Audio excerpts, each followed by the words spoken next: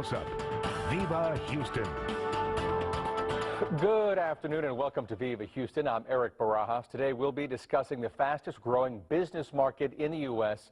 I'm talking about immigrants. Here are some eye-opening numbers. Immigrants are setting up businesses at twice the rate of native-born Americans. Also, immigrant-owned businesses employ 1 out of 10 private sector workers in this country. And immigrants launched 30% of all new businesses last year, up 13% from 2000. It's in part why Houston is hosting the first Immigrant Entrepreneur Conference in a few weeks, put on by Immigrant Business Magazine.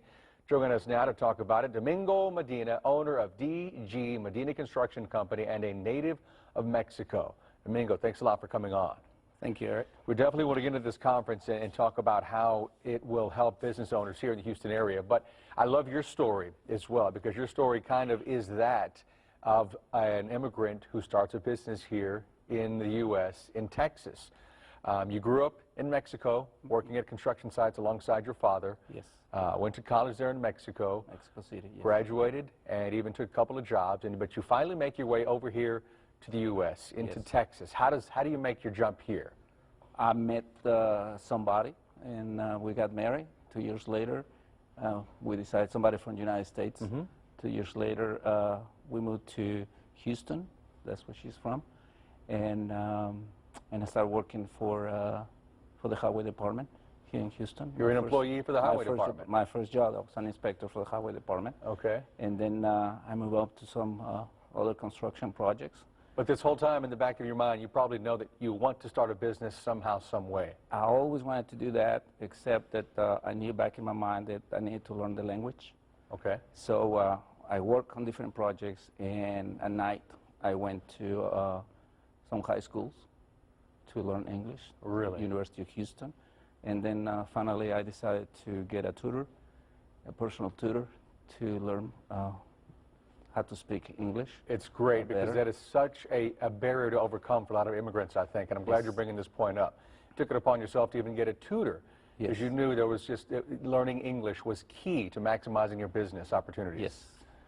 Memorial High School right here in Bunker Hill on I-10. Okay. That was my first place I went, and I learned English.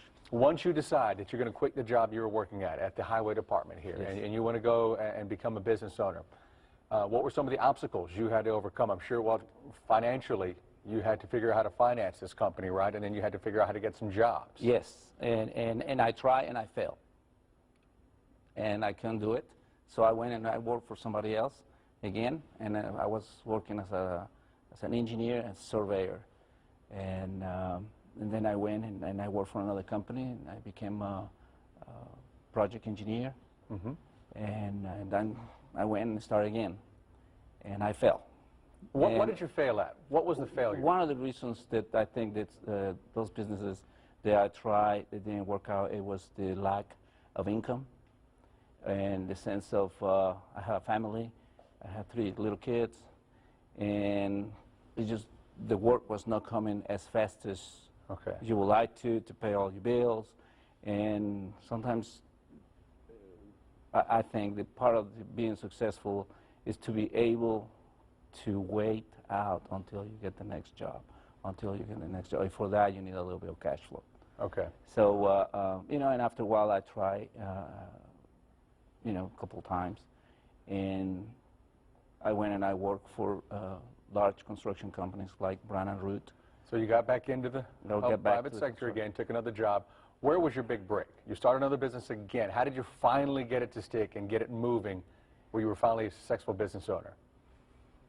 I attend to, and it's something that I can tell you that probably has been a big part of my success, I guess, is that I was not afraid of asking and taking advantage of what Houston offers to minority and small companies, such as the Port of Houston, the City of Houston. They have so many programs that you can take advantage of it, and I did. I went